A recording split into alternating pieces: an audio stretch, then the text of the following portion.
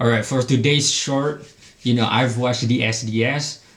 Love them. Shout out Sharky, bro. And they did like a top 10 midfielder list of all time. So what I'm gonna talk about is, first of all, like I think I've talked about this in the last video, in like my last chart. I talk about like them getting canceled and everything. I don't know what's happening with them. It's one of my favorite podcasts, so it's sad if they do actually get canceled and whatever that happens. But it is what it is. Right now, I watched their new podcast, their new episode, Top 10 Midfielders of All Time. When I think of midfielders, as someone who watch football late, I mean, because I'm quite young.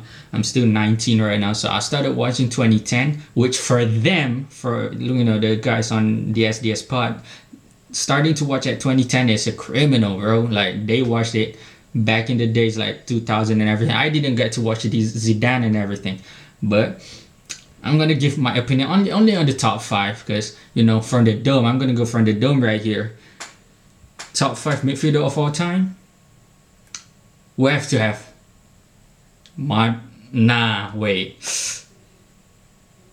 I'm gonna go 6, because my favorite player of all time, Kaká, has to be there. And then we got Modric.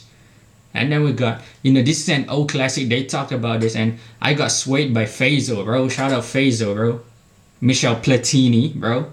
And in my opinion, even if you haven't watched them, you should put them in the list. Because I haven't watched Zidane, but Zidane is goated, bro. So number 6, Kaká, my favorite player of all time. I would put him in higher because he's just my favorite player. But Kaká, Platini.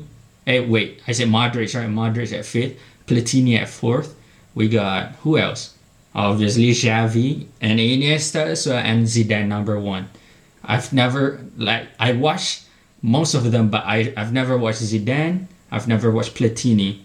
Like the others, Kaká, I only watched him at Real Madrid. Even though he's my favorite player of all time, I didn't watch his prime. Xavi, Iniesta, I watched him 2010 to 2012 or 2013. That's like when their prime years almost ended, like 2014. Iniesta was still good until like 2016. But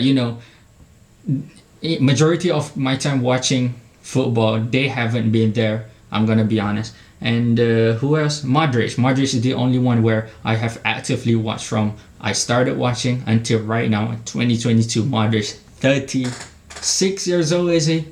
So yeah, that's like my top 5 midfielders of all time. And I'm getting swayed by all of the Sharky, like SDS pods opinion. So shout out to them, bro.